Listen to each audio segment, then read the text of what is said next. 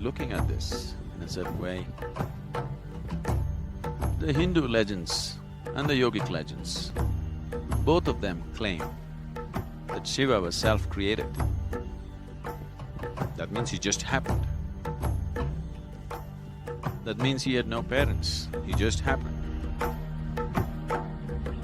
I'm just wondering if he was one of them. It's just conjecture. But when I look at the way the man lived, the way he revealed life like nobody had ever done ever before, the depth of everything that he has done, it's possible that he could have been one of them.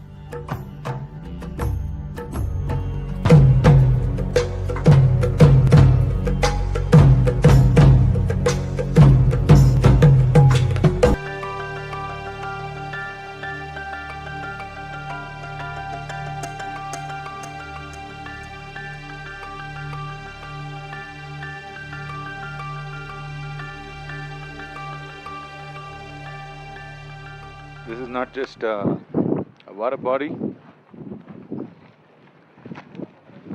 it's a tremendous phenomena, so we'll set up a certain process.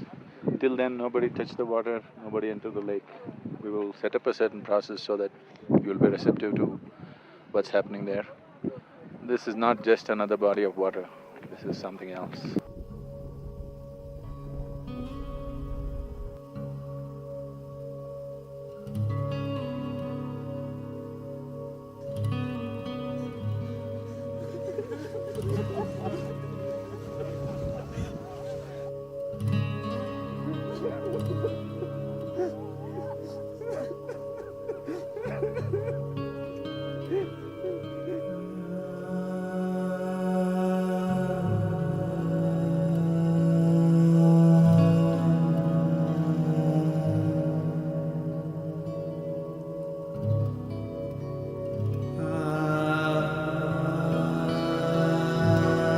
I don't know enough English words to even describe it.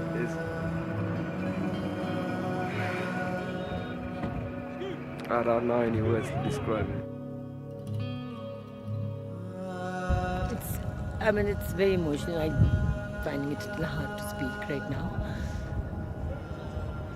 I don't know. I'm just amazed that I've come here in the presence of Sadhguru. I just can't thank whoever it is I need to thank for this moment.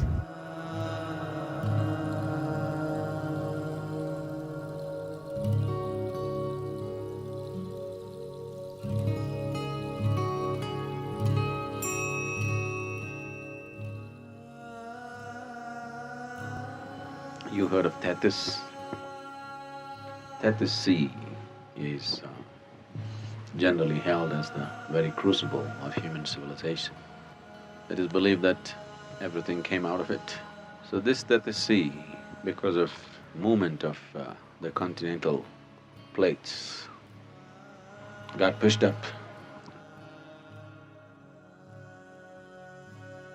There are three small remnants of Tethys: the Caspian, the Aral Sea and the Manasarovar.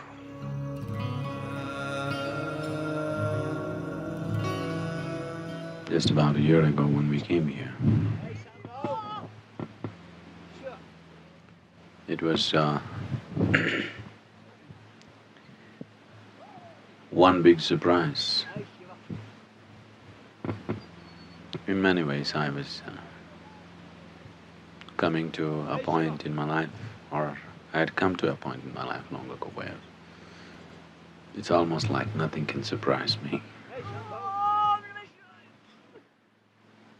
Just about when you're about to believe that everything worth knowing has been known, suddenly a whole new dimension pops up about which you're clueless.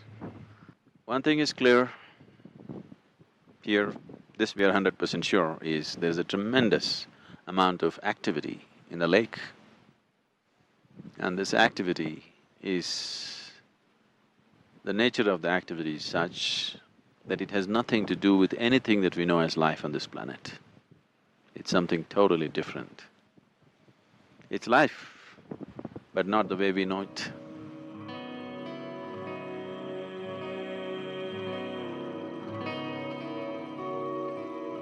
Last time we made experiments here. Just as an experiment, we set up one body and set up this body like an invitation.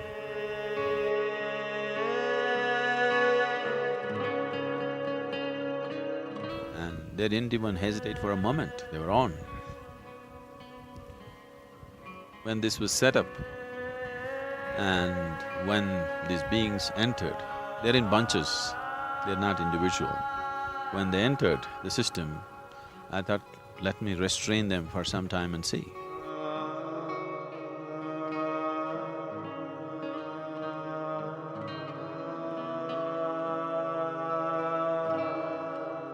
Just held them down for a while and, enormous amount of temperature was created. I was asked to lie down in Shavasana. It was like a 1000-watt electricity just passing through me. And after that, what I felt was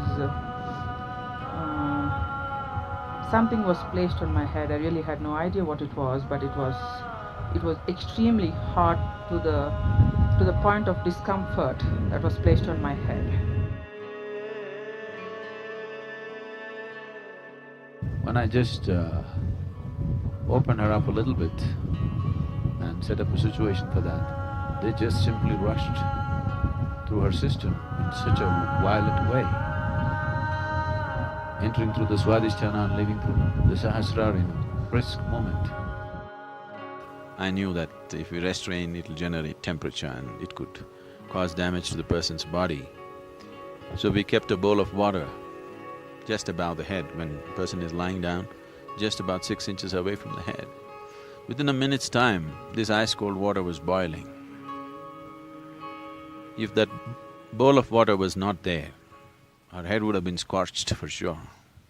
It could even destroy the system completely. So we don't wish to do such things. That time we came and it was such a surprise and we had to know what it's about. I wouldn't call Manasarovar a spiritual place because spirituality is out of human being. These beings, if you can call them that, they don't belong to anything that we know as life. So for now, due to lack of words, we'll call them beings. Their nature is nothing to do with who we are and what we are, on this level at least. So this is not really a spiritual place, but somehow life from somewhere has chosen this almost like an airport. They're just landing, taking off at a tremendous pace. And this pace, we noticed last year, just takes on a real, like a peak hour pitch between 2:30 AM and 3:45 AM. It's almost like clockwork. We noticed it just for 2 nights, but I'm sure it's happening every night. They seem to be simply behaving out of tendencies without any conscious intent, but at the same time, they seem to know all the aspects of how a human being operates. So such energy, such beings, or whatever you want to call them, they cannot go without influencing us in so many different ways, probably in a very fundamental way, which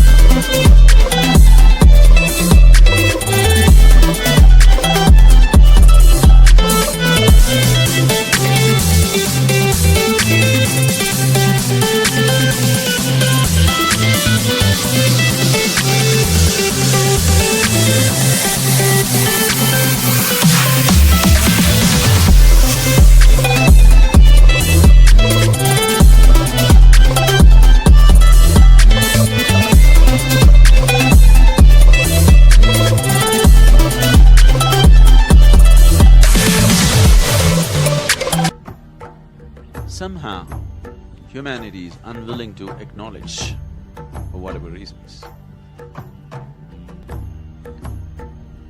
When I was just looking at this in a certain way,